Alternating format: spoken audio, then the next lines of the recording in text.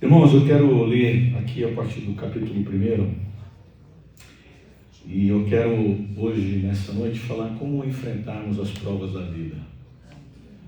Mensagem pastoral a partir de Tiago, que tenta nos mostrar e aconselhar uma igreja que estava passando por perseguição, judeus sendo perseguidos, e que tinham abraçado a fé cristã, a enfrentar as provas, as tempestades da vida. Tiago, capítulo 1, diz assim: Tiago, servo de Deus e do Senhor Jesus Cristo, as 12 tribos dispersas entre as nações, saudações.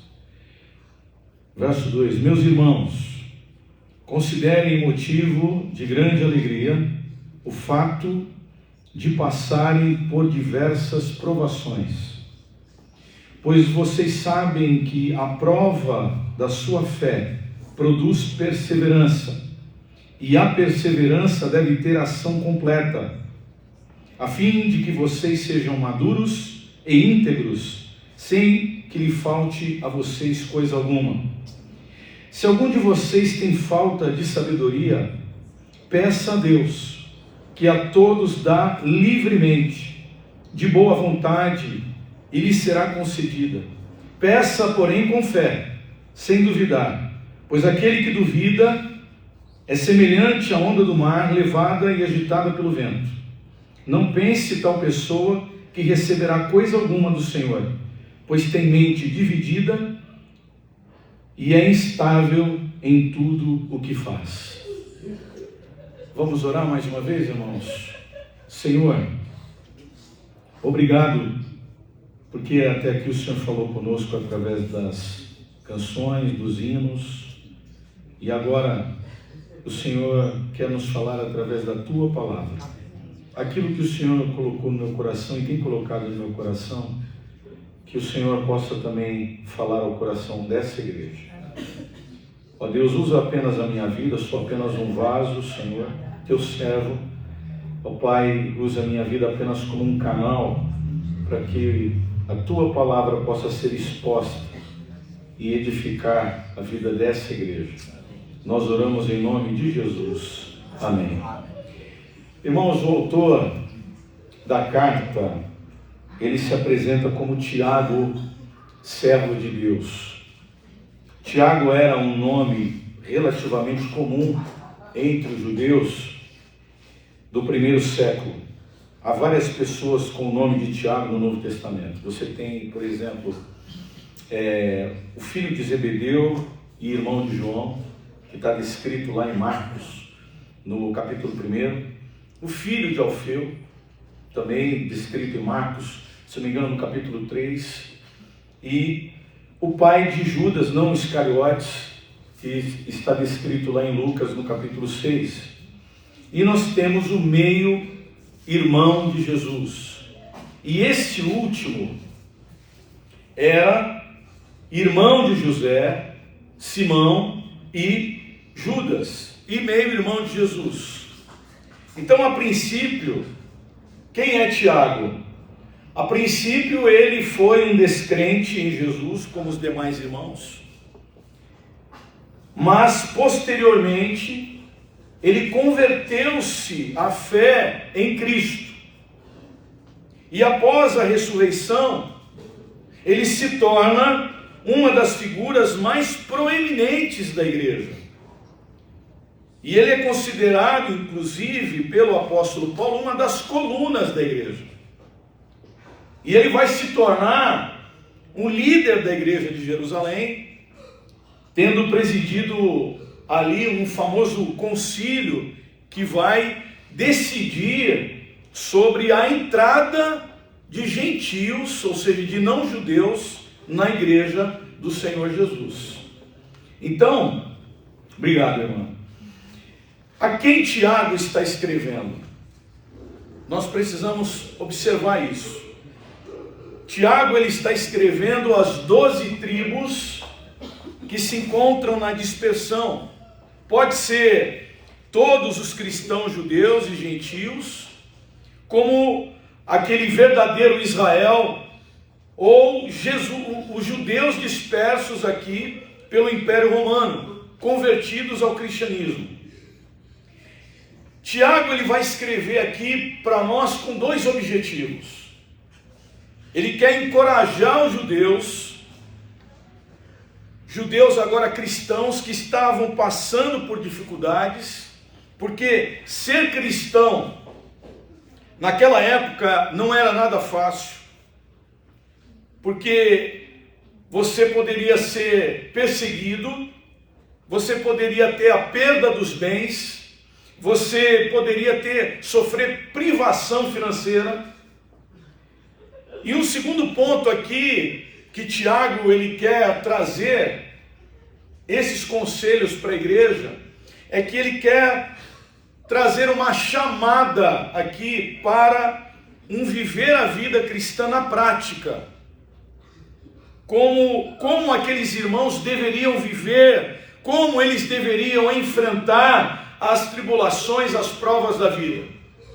Então o problema aqui era prático. A segunda preocupação de Tiago aqui era que os irmãos não estavam colocando em prática aqui a sua vida, aquilo que eles estavam aprendendo. Então, se Tiago vivesse nos nossos dias, ele teria outros desafios. Nos nossos dias hoje, nós temos a oração poderosa, né? Nós temos a campanha das correntes. Basta você pronunciar o nome de Jesus e os seus problemas se vão, né? E como Tiago não viveu, ele não viveu nos nossos dias, não vive nos nossos dias, como Deus não prometeu uma jornada fácil, mas a chegada é certa, amém? A chegada é certa. Então eu quero considerar com os irmãos aqui alguns conselhos que ele traz para a igreja. O primeiro ponto é que nós precisamos considerar, irmãos, que as provações, elas devem ser para nós motivos de alegria. Evidentemente aqui, eu quero deixar bem claro, que o autor aqui, ele não proíbe o cristão de chorar, ele não proíbe o cristão de sentir dor, ele não proíbe o cristão de passar por tristeza, pelos infortúnios, pelas desgraças, pelos desastres, pelas doenças que vêm sobre nós para nos provar. Não é pecado você dizer para Deus: Senhor, está doendo. Senhor, eu estou passando um momento muito difícil na minha vida, eu não estou entendendo o que está acontecendo. O próprio Tiago, ele vai fazer uma citação aqui de Jó como modelo de sofrimento. E ele cita, por exemplo, os lamentos de Jeremias. Então, a exortação aqui era para que aqueles irmãos suportassem as provações com uma mente alegre. É como se Tiago estivesse falando para nós hoje o seguinte: olha, meus irmãos aqui da Igreja Batista de Bortolândia, olha, meus irmãos, isso de vocês passarem por diversas tribulações faz parte da vida. Então Tiago via as dificuldades pelas quais ele estava passando como provas da fé. Então a ideia, assim como os metais, eles são purificados pelo fogo, os cristãos, eles deveriam saber que as muitas tribulações funcionam como testes para nós. Então essa é a recomendação para aqueles que sofrem. Nós vamos sofrer com problemas, com apertos, com dores, com dificuldades. E quais são as razões para considerarmos as tribulações como motivo de alegria. Irmãos, o alvo de Deus para nós nesse mundo é perseverarmos.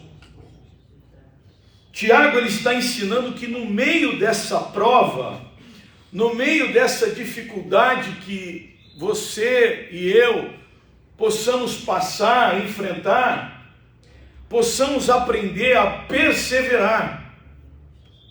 E perseverar, o que é perseverar? Perseverar é a capacidade de você continuar servindo a Deus, mesmo quando tudo está dando errado. E isso você não aprende só num ambiente religioso. Você aprende na vida. É na vida. Deus vai nos submeter ao ensino prático, a testes para a nossa fé. Boa parte daqueles irmãos estavam sendo afligidos. Eles estavam sendo afligidos de diversas formas. Qual é o propósito de Deus aqui? Vejam, olha o que o texto fala. Vamos olhar para o texto.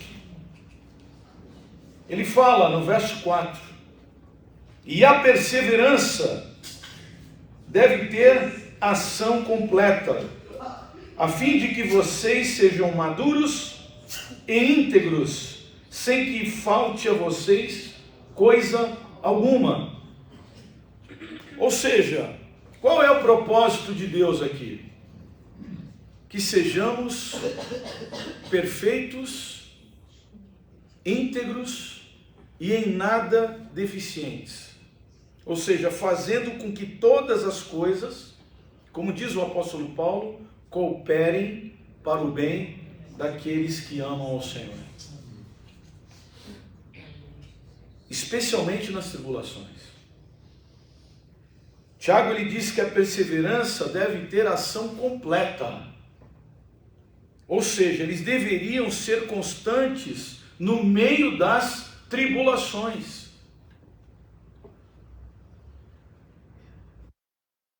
A vida parece que está dizendo não para nós. E aí é que nós devemos perseverar, confiar. Então, é como um agricultor, ele prepara a terra, ele deixa a terra toda preparada, coloca a semente, mas ele passa às vezes por uma situação de seca. Mas o agricultor é interessante que ele tem esperança que a chuva vai cair.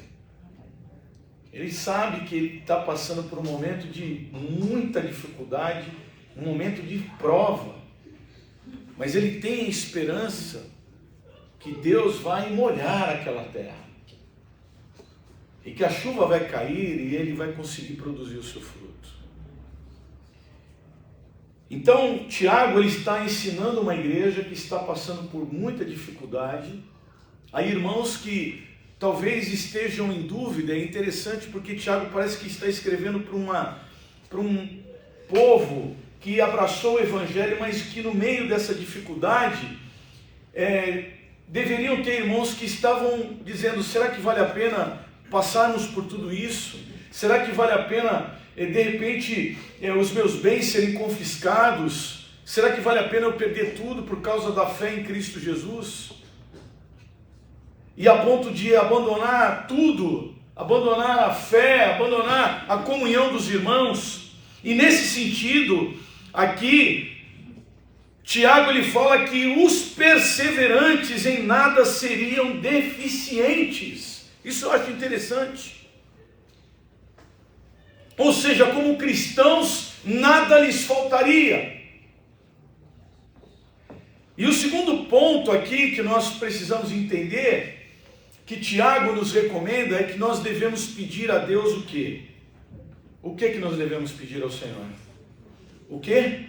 Sabedoria. E quando Tiago ele declara no verso anterior que o alvo do cristão aqui é não ser deficiente, E a deficiência, o que é essa deficiência? É a falta de sabedoria. Faltava àqueles irmãos, para enfrentar as tribulações, sabedoria. E Tiago agora nos orienta a como suprir essa falta. Ou seja, para suprir essa falta, Tiago ele nos ensina que nós devemos orar. Orar por sabedoria. E o que é sabedoria? A sabedoria aqui não é a do conhecimento teórico, não é o conhecimento acadêmico. Porque, irmãos, eu conheço muitas pessoas que têm conhecimento acadêmico e que agem sem nenhuma sabedoria. Nenhuma. O que ele está falando é de uma sabedoria aqui que toma decisões acertadas aqui segundo a vontade de Deus.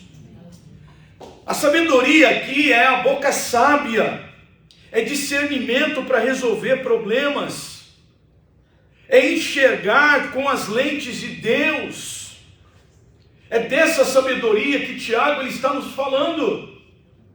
Então, quando nós enfrentamos problemas, e olha, o mundo ele tem uma maneira de resolver os problemas. O mundo ele tenta resolver os problemas através da mentira, da inveja, do suborno, do roubo, da violência.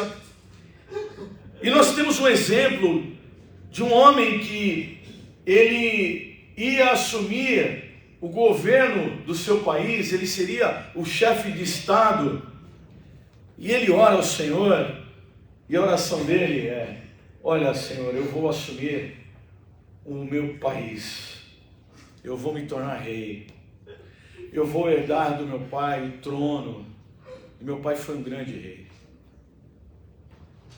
E o que ele pede para Deus? Sabedoria. Salomão, ele pede a Deus sabedoria. E Deus falou para ele: por que você não me pediu bens? Eu vou te dar sabedoria. E você será o homem mais rico sobre a terra. Salomão pediu sabedoria para governar o seu povo. E foi prontamente atendido. Porque o texto fala exatamente isso. Que se nós pedirmos a Deus sabedoria, Ele dá. E uma das traduções fala que Ele dá liberalmente. Ou seja, Deus ele não impropera, ou seja, Ele não joga na nossa cara: olha o que você fez com o que eu lhe dei. Ele não faz isso. Então Deus ele não lança aqui no nosso rosto. Deus ele tem prazer em dar e dar de forma abundante. A nossa dificuldade, irmãos, é a seguinte: nós planejamos tudo, e é bom planejar, é correto planejar, mas nós nunca perguntamos primeiro para Deus: Senhor, o que o Senhor pensa sobre isso? O que o Senhor pensa sobre essa situação?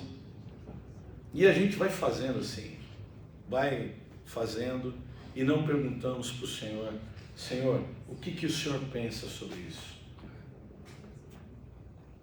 Uma igreja que está para tomar uma decisão muito importante: Senhor, o que o Senhor pensa sobre essa situação? O que o Senhor pensa sobre isso? Senhor, nós estamos sem pastor, o que o Senhor nos orienta a fazer nesse momento?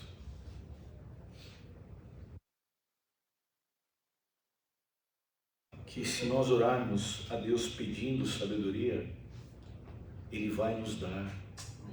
Amém? Amém. Ele vai nos dar para tomarmos decisões acertadas. Senhor, eu estou enfrentando um problema na minha família, o meu filho. Que o Senhor me dê sabedoria para administrar essa situação. Deus vai te dar, meu querido. Deus vai te dar. E Ele dá de forma abundante para você. Senhor, eu estou tendo problemas na minha área financeira. Eu não estou gerindo bem os meus recursos. Senhor, eu tenho a ter um salário bom, mas parece que tem vazamentos e o dinheiro está saindo assim. E eu perdi o controle, Senhor. E essa situação precisa mudar. Senhor, me dá sabedoria para que eu possa ser um bom administrador dos meus recursos. E que eu possa te servir melhor com os meus recursos. E eu quero dizer para você, Deus vai te dar. Deus vai te ensinar a você administrar bem os seus recursos. Porque nós somos mordomos daquilo que o Senhor nos dá. Qual é o problema? E ele fala aqui para nós como nós devemos pedir ao Senhor. Não é apenas pedir, mas ele fala como nós devemos pedir. E ele diz, nós devemos pedir com fé, sem duvidar. Nós devemos pedir com confiança em Deus, sem questionar, sem hesitar, confiando que Ele nos ouve e Ele deseja atender segundo a sua vontade. Qual é o problema daquele que duvida? Ele fala aqui no texto também. Verso 6, ele diz que aquele que duvida é semelhante à onda do mar, levada e agitada pelo vento. Ou seja, eu sou professor de geografia. O vento, e eu sou lá da Baixada, né? A gente sabe como é que é o mar. O mar, ele muda de direção conforme o vento. Então, a pessoa que duvida, ele faz uma comparação. É uma pessoa que ele está perdido. É uma pessoa dividida. Ele é semelhante à onda do mar. Ou seja, ele é lançado de uma parte para outra. No verso 8 ele fala, é uma pessoa de ânimo dobre. O que é uma pessoa de ânimo dobre? É uma pessoa como se ela tivesse duas faces. É um termo usado para se referir, por exemplo, a uma pessoa ansiosa. A ideia no grego de ansiedade, sabe qual é? É uma pessoa que está sendo rasgada ao meio, dividida ao meio. Para você entender a ansiedade. É uma pessoa que está dividida.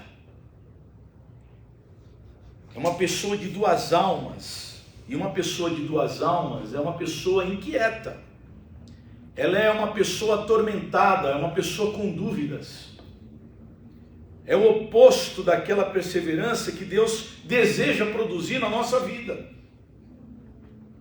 E esse homem aqui, essa mulher de coração dividido, ela está perambulando na vida espiritual. Está perambulando. Por quê? Porque ele está dividido. Ele não sabe qual o caminho que ele precisa tomar. Veja, a mulher sábia, o que diz? O que falou a Bíblia? A mulher sábia edifica a sua casa, e a tola, com as próprias mãos ela destrói. Então, a mulher sábia edifica a sua casa. Como é que uma mulher sábia edifica a sua casa? Às vezes a mulher vai ter que pegar um rolo de macarrão e dar na cabeça do marido. Sabe por quê? Porque uma mulher sábia, ela edifica a sua casa quando o marido ele quer fazer algo que é errado. E então ela diz para o marido o seguinte: olha, meu amor, eu amo você, mas isso que você está fazendo é algo que Deus não aprova. Você sabe que eu te amo, mas isso, nesse quesito, você está errado. E você não pode continuar fazendo isso. ela está sendo sábia ou não está? Ela está sendo sábia. Agora, se ela sabe que o marido está fazendo coisa errada e ela fica quieta, vai ele e ela para a destruição, os dois. Porque ela não está cumprindo o papel. Deus, quando criou a mulher, criou para que ela fosse o quê? Uma ajudadora o quê? Idônea. Então, quando ela chega para o marido e confronta o marido mesmo, e fala, olha, às vezes eu sou ali exortado pela minha mulher, não é brincadeira não. A mulher fala mesmo. Você não é pastor, né? Tem que ter fé, rapaz. Né? E às vezes a gente balança, viu? O homem, o que faz o homem balançar? É a situação financeira, não é? Deixa o homem, nós homens aqui, o homem balança mesmo. A situação, falta de trabalho, o homem fica caído. Mas aí a mulher vai lá e dá aquele encorajamento para o homem, né? Aquele encorajamento. E aí o homem, opa, né? Aquela exortação mesmo. Deus está no controle, confia no Senhor, né? Já recebi a bronca, agora recebo uma palavra de encorajamento, né? Já fui admoestado e agora sou exortado. E aí você acorda e fala, não, todos nós passamos por isso, irmãos. Então a mulher, ela está sendo sábia quando ela cumpre o seu papel. A pessoa que está perambulando na vida espiritual, ele perdeu o caminho. E qual é a consequência? O texto fala qual é a consequência. Sabe qual é a consequência? É que ele não alcançará do Senhor coisa alguma. Irmãos, a pessoa que está dividida internamente é como alguém que tem dois rostos. Por isso, essa pessoa é inconstante em todos os seus caminhos. É instável. Elias, por exemplo, num determinado momento do seu ministério profético, ele chegou para o povo e repreendeu o povo. E falou, até quando vocês vão ficar divididos entre dois pensamentos? Ou vocês servem a Deus, ou vocês vão servir aos ídolos, a Baal. Deus deseja o quê? Inteireza de coração, firmeza de propósito, um coração totalmente consagrado e devotado a Ele. É este que o Senhor vai atender. Então o propósito de Deus aqui, irmãos, é alcançarmos o quê? Para a igreja, maturidade. O que é maturidade? É quando a pessoa, ela consegue discernir e dizer assim, olha, isso aqui está certo, isso aqui está errado. Ele sabe discernir o que é bom, o que é ruim para a vida dele. Qual é a conclusão que nós podemos chegar aqui, irmãos, a partir desse texto? É que as situações que nos perturbam, elas têm o poder de nos mostrar o quão fracos nós somos, o quão insuficientes nós somos e quanto nós precisamos confiar em Cristo. Esse é o primeiro ponto. Nós não somos imunes às dificuldades. Não somos. O que faz a diferença é como nós vamos reagir a essas situações. Eu quero trazer algumas sugestões aqui, alguns conselhos para os irmãos que devem fazer parte da vida de vocês diante das situações que perturbam a sua vida. Primeira coisa é você identificar qual é o foco da perturbação. Seja no relacionamento familiar, seja no trabalho, seja na igreja, seja a situação financeira, seja a enfermidade. Coloque diante de Deus e diga, Senhor, são essas coisas que estão me perturbando. São essas coisas, Senhor, que estão tirando a minha paz. Fale com o Senhor sobre isso.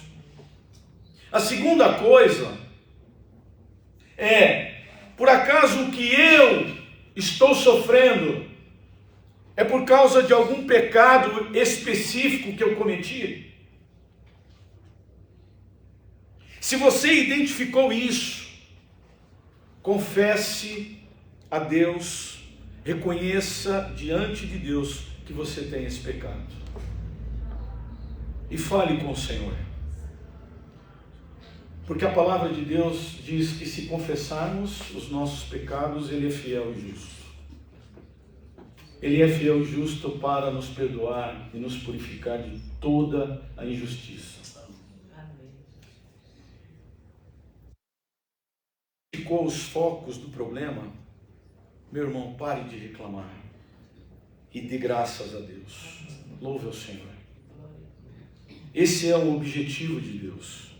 O objetivo de Deus é que você e eu dependamos dEle. Que você possa depender do Senhor. Que nós possamos aprender a perseverar diante das situações difíceis que somos acometidos.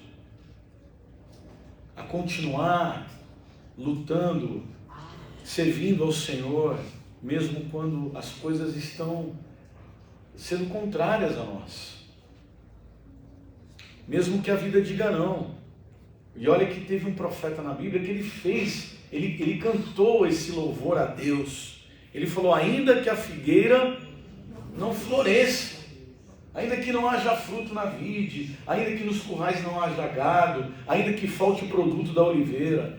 Ele falou, ele está dizendo o seguinte, olha, mesmo que a vida diga não para mim, eu vou continuar servindo ao Senhor. Eu vou continuar louvando a Deus. Mesmo que falte dinheiro, mesmo que falte isso, eu me alegrarei no Senhor. Paulo, ele fala aos Filipenses, alegrai-vos sempre no Senhor. Outra vez eu vos digo, alegrai-vos. Ou seja, a nossa alegria, ela não é circunstancial. Paulo está falando isso. Ela é ultra circunstancial. Porque tem gente que depende da circunstância, a pessoa está alegre ou não. Mas Paulo nos ensina, maturidade é estarmos alegres na pessoa de Jesus. Amém? Que Deus nos abençoe. Eu quero orar pela sua vida aqui hoje. Deus sabe como você entrou, veio hoje aqui. E de repente você pode, nesse momento, colocar sua vida diante do Senhor. E colocar essas dificuldades diante de Deus e dizer, Senhor, essas coisas estão tirando a minha paz. Essas coisas estão perturbando a minha alma. Fale com Deus nesse momento. Identifique, fale, Senhor, me ajuda. Eu quero me libertar disso tudo. Se você entendeu isso, eu quero orar pela sua vida, colocar a sua vida diante do Senhor. Se você entendeu isso, onde você está, faça um sinal com as mãos. Eu quero orar por você. Alguém aqui hoje? Amém. Glória a Deus. Louvado seja o nome do Senhor. Amém. Há mais alguém? Quero orar pela sua vida. Glória a Deus. Glória a Deus. Glória a Deus. Quero orar por você, meu irmão. E colocaremos as nossas vidas diante do Senhor. Senhor, nesse momento, Pai, nós temos vidas aqui que estão se colocando diante de Ti.